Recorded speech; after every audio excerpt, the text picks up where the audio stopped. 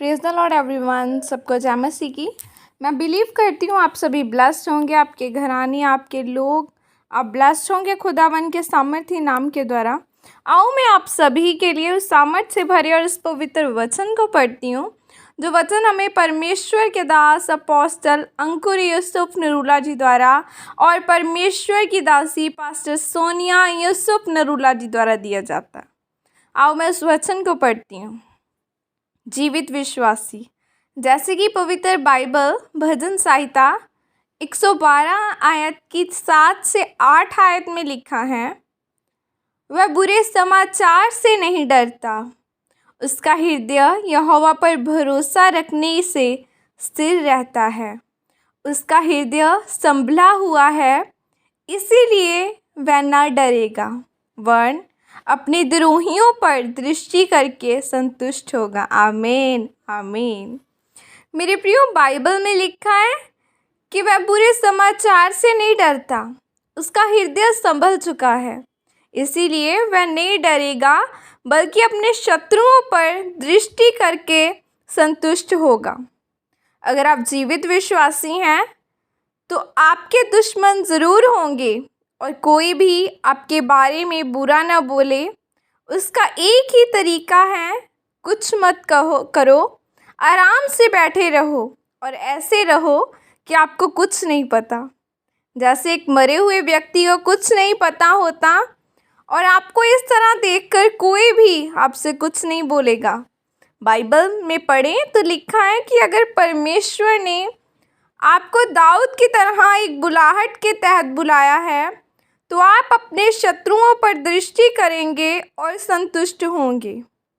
अगर हम बाइबल को पढ़ें तो लिखा है कि दाऊद का सबसे बड़ा दुश्मन शाऊल था, लेकिन उसका सबसे बड़ा मददगार कौन था?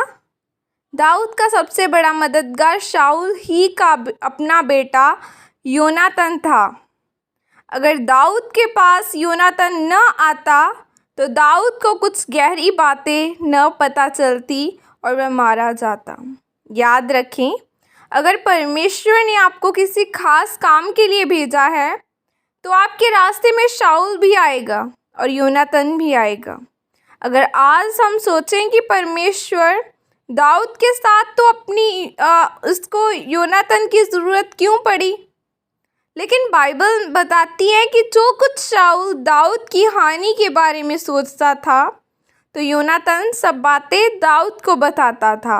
आज बहुत सारे देश ऐसे हैं जो पूरी रीति के साथ मर गए हैं, क्योंकि उनको नहीं पता कि कौन उनके राज्य में भेदिए हैं, जो उनके नहीं बल्कि उनके शत्रुओं के हैं।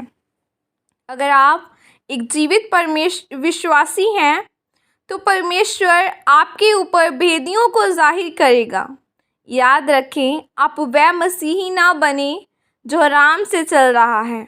आपको समझ होनी चाहिए कि परमेश्वर आपसे क्या चाहते हैं, आपको कैसे शैतान को हराना है और कैसे परमेश्वर की योजनाओं को समझना है।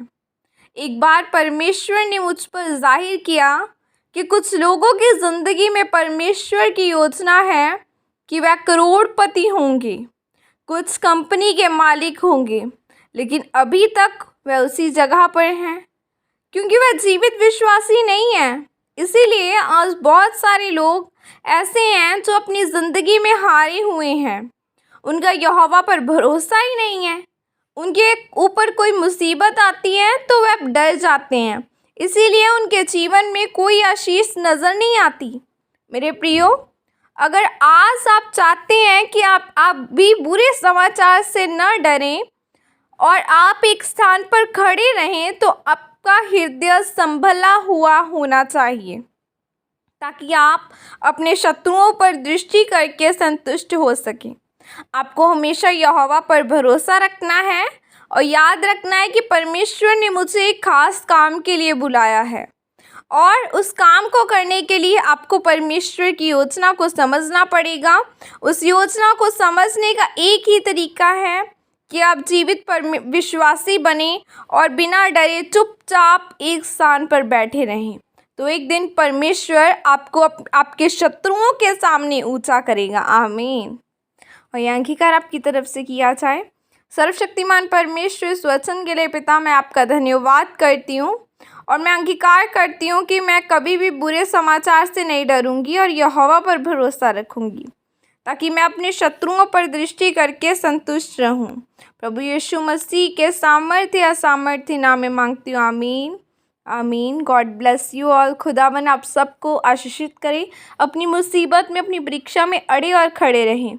जैसे हर एक विश्वासी अगर अपनी लाइफ में अगर वो जीतना चाहे तो वो परीक्षा के समय में प्रार्थना करे, परमेश्वर के पास जाए, तो कैसे ना वो जीतेगा, वो ज़रूर जीतेगा। हमारा परमेश्वर जीवता है और सामर्थ्य है जो सब कुछ पॉसिबल करने की सामर्थ्य रखता है।